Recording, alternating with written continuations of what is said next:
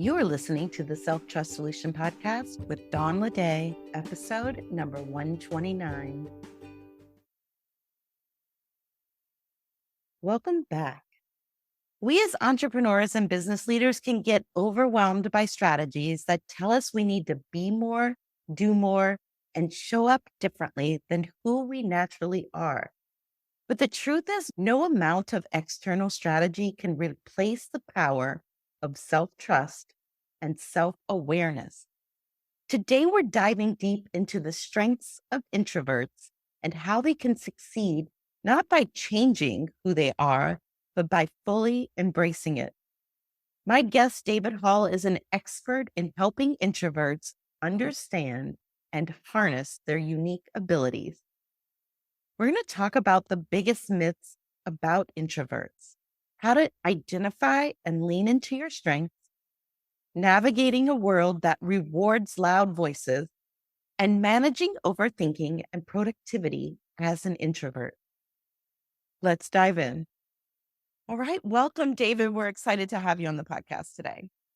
It's so great to be here, Don, and I enjoyed our time on my podcast, and I'm looking forward to this one. Absolutely. I was very much looking forward to this conversation because we had so much fruit come out of the episode we did on Quiet and Strong that I know we're going to have some great information for our audience today and some good takeaways for them. So you focus and specialize in introversion, people who believe that they're introverts. And many people grow up believing that that can be a weakness. What are some Y- of the biggest misconceptions about introverts and how they can start seeing their introversion as a strength?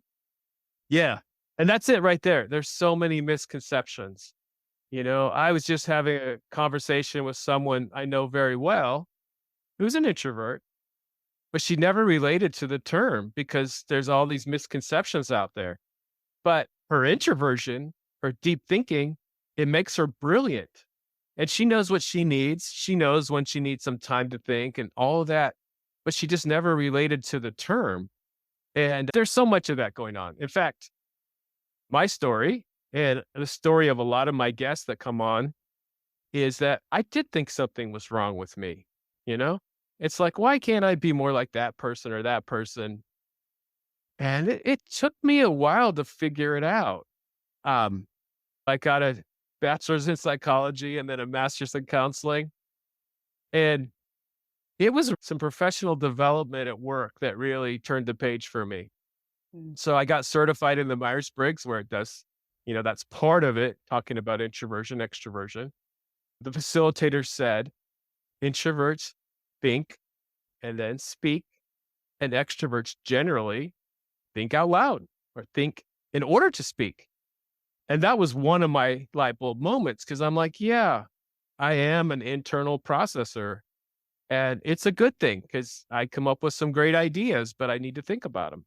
And it was things like that that made me realize, oh, there's some strengths here. I'm never going to think out loud most of the time. And when I talk about this, you'll hear me not speak in generalities. You'll hear me say things like most of the time. Because, yeah, guess what? Sometimes I brainstorm with people and think out loud. But most of the time, I'm going to process internally, put all the conversation together, and share what I think is most important. We're extrovert, again, and I'm never bashing either. We need everybody. We need introverts and extroverts. But an extrovert is generally going to think out loud. And it's just a difference. And when we don't understand those differences, we might not value the other personality type. Mhm. So, what are some other misconceptions about introverts that you see? My definition is that we go inward more often than not, and that we do need some time alone. And sometimes you'll hear people say, well, it's all just about how we recharge. That's part of it. We do need some time alone to recharge. But also as an introvert, we need time to think, to get some work done sometimes. We need quiet to get some work done. And a misconception, one of the biggest ones that kind of contributes to the negativity about introversion is that we don't like people. That's Mm. ridiculous. You know, that's it's just that we may not like all kinds of situations. Like My preference isn't to go into a networking room of 100 strangers and quickly meet all of them. That's not going to be effective for me. But I can network in my way where maybe if I'm going to a networking event, I can have a goal and I can say, hey, I want to have a good couple good conversation. Maybe it's even with a specific person. And it's not that I don't like people. It's just that we don't like to stay in the shallow. Sometimes we have a hard time with small talk because we're not just thinking on our feet very well, but we like to go deep. We do like people. It's just we don't like we don't like to stay in the small talk too long. I love to speak. I love to podcast, but I may need a break after. I may need to take some time to recharge. And so that's probably a couple of the biggest that's misses that introverts don't like people. And you emphasize that success actually starts with knowing your strengths and needs. What are Absolutely. some practical ways that introverts can identify and lean into, if you will, their unique strengths to achieve their goals? Yeah. And it's really just that. It's really identifying your strengths. The Myers-Briggs could be a good thing to use. Other assessments, great books out there. There's different podcasts you can listen to. It's not all about introversion, extroversion. Okay. There's many aspects to our personalities. Like with the Myers-Briggs, for example, I'm an INTJ, which means I'm an introvert. I'm a big picture person. The N stands for intuitive because the I's already taken. I'm a thinking person, whereas some people are more driven by their emotions.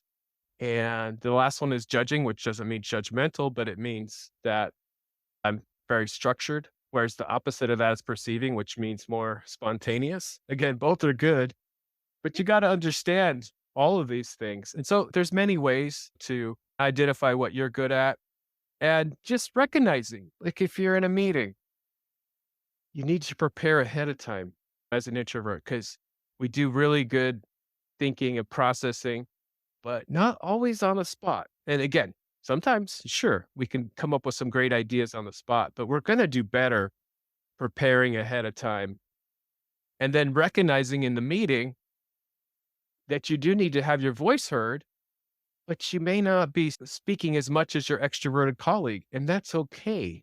You know, Mm. share your great idea, show your strength, but just realize that it's different. It's not good or bad to be speaking a lot, but it's just probably as an introvert, you're going to share what you think is most important. Mm. That brings up a good point, right? We live in a world that often rewards the loudest voices. So, how can introverts build confidence, advocate for themselves, and create opportunities without feeling drained or inauthentic? Yeah, that's it right there. There definitely is some myths that to be a leader, you have to be the loudest. And it's simply not true. But you do have to have some good ideas and you do have to have some good strategy and you have to know how to connect with others and all of that good stuff. So just recognizing that you're going to do your good work, but you also need to let people know what you need.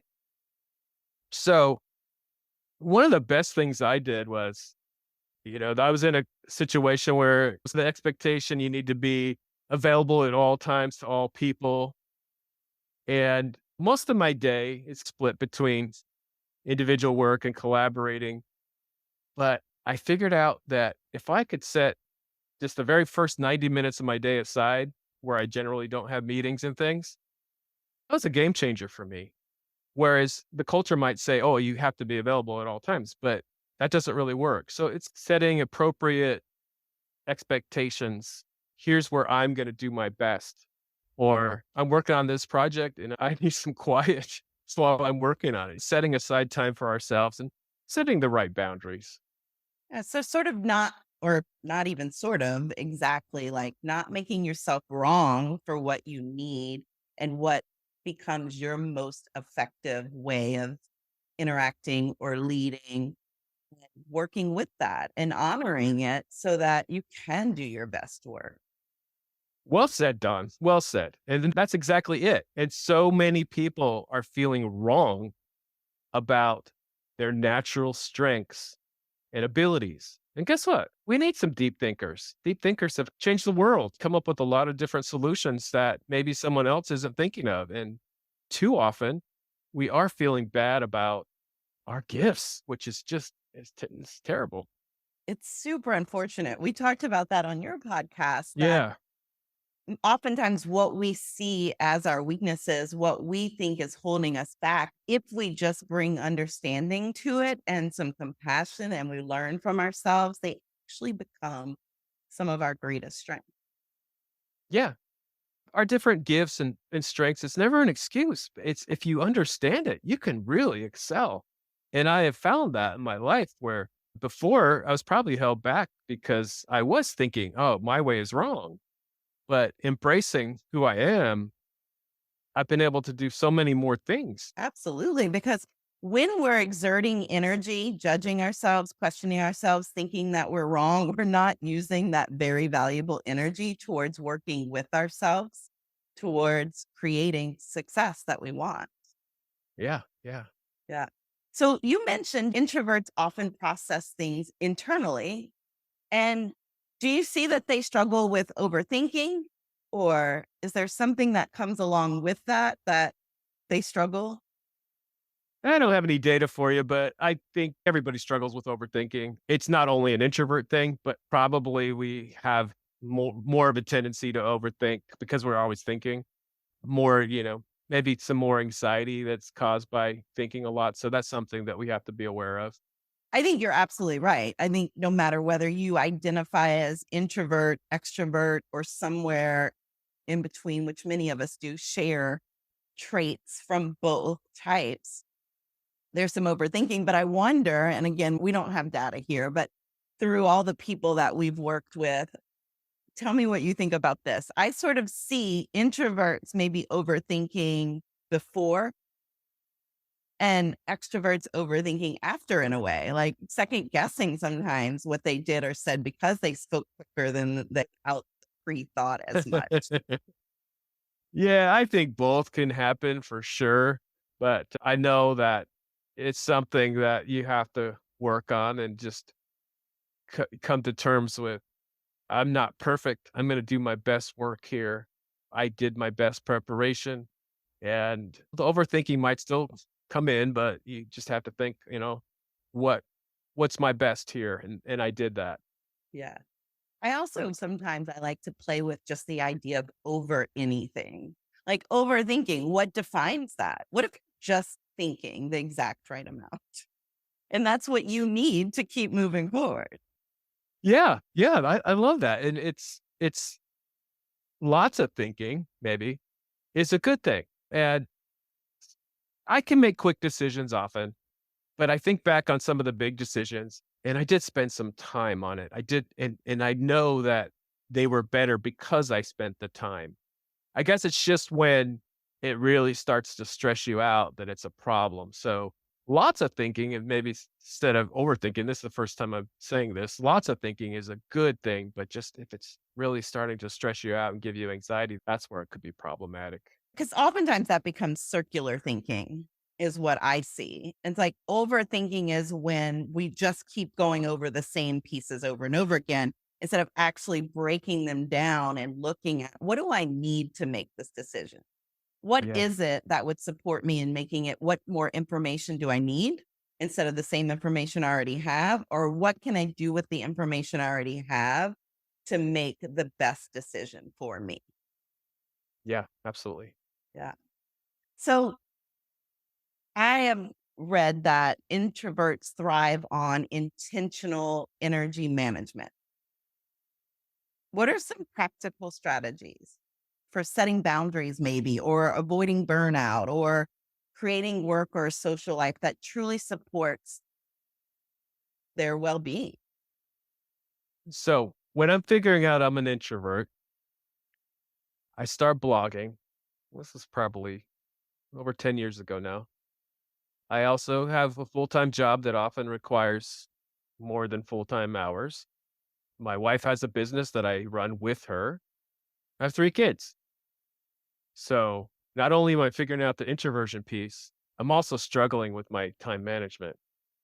and I'm reading different books and listening to different things, and I'm figuring out, oh, introverts have different needs around time management and productivity, but they're not being called out in what I'm reading. So that was my first book, Minding Your Time, Productivity and Success, especially for Introverts. And it really is just looking at your time and what time do I need to be alone? When do I want to be with others for fun or to collaborate? And just finding that right balance. When do I need to give myself a break? Like, Don, I'm totally loving this conversation.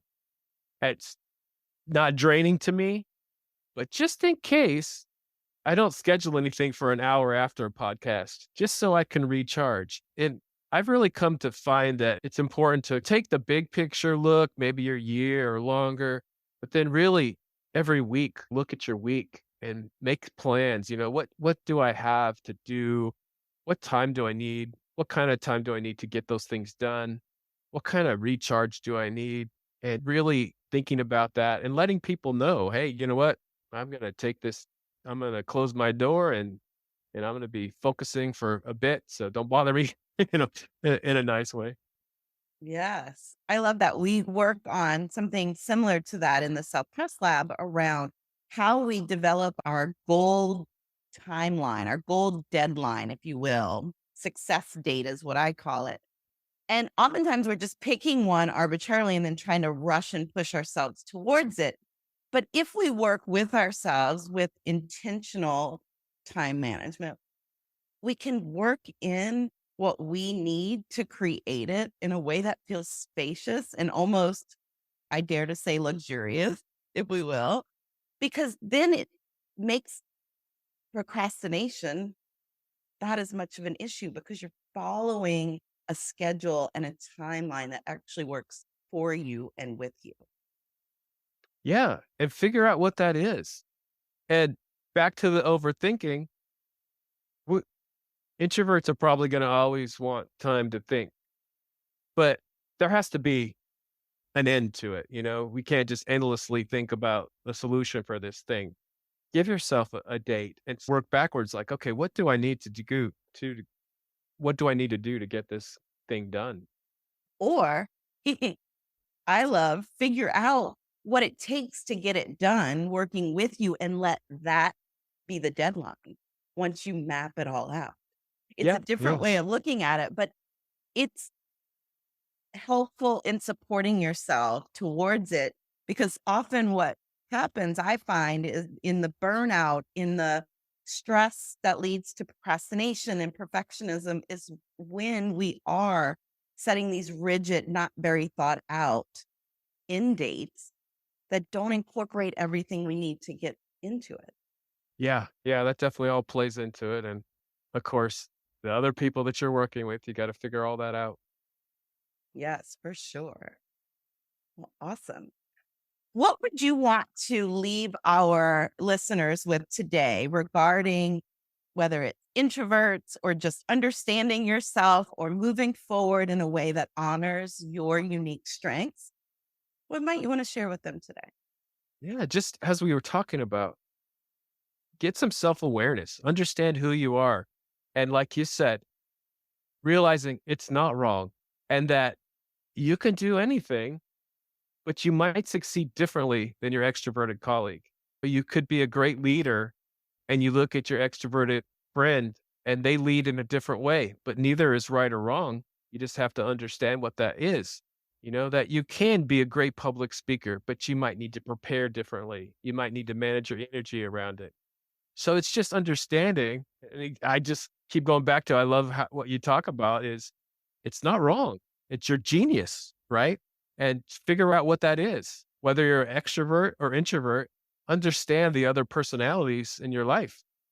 Yes, I love that so much. Understanding yourself is the key to moving forward because we're either using our precious energy to battle who we are or to utilize it towards moving towards who we want to be and what we want to accomplish. Yeah, let's stop battling who we are. Let's embrace it. That's the key. Absolutely. Well, thank you so much for your time today, David. This was an awesome conversation, and I know that our listeners will get so much out of it. Thanks, Don. It's been wonderful. What will you take away from today's episode? Here are a few of my favorite highlights. First, introversion is not a weakness. It's a strength when understood and embraced. Second is success starts with self-awareness. Know your needs, set boundaries, and honor your energy.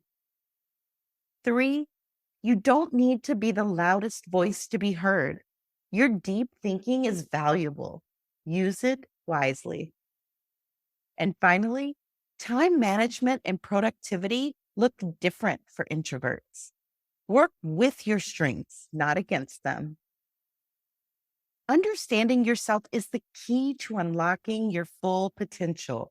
Whether you're an introvert learning to embrace your strengths or an extrovert wanting to support the introverts in your life, this episode is a powerful reminder that success looks different for everyone. If you want to dive deeper, be sure to check out David's podcast, Quiet and Strong, where he shares insights and strategies to help introverts thrive. You can also find more from David at quietandstrong.com. And if you're ready to take this work further and build the self-trust to move forward with confidence with all of your traits, join me in the Self-Trust Lab, your space to simplify strategy, master follow-through, and create unstoppable success.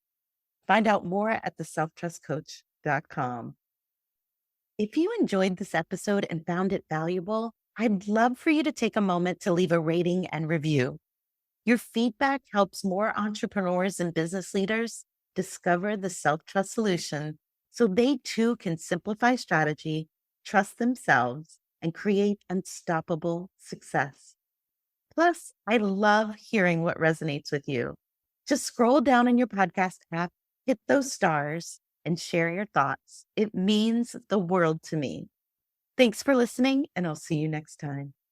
The best way to get what you want is to grow your self-trust. And the best way to grow your self-trust is in going after what you want the right way. And the Self-Trust Lab is here to help you do just that. With the proven 3E success method, you'll cultivate unshakable self-trust while making what you want inevitable through practical tools, personalized methods, and master-level coaching. Let's turn self-trust into your superpower and success into your everyday reality. Join us today at theselftrustcoach.com/the Self-Trust Lab.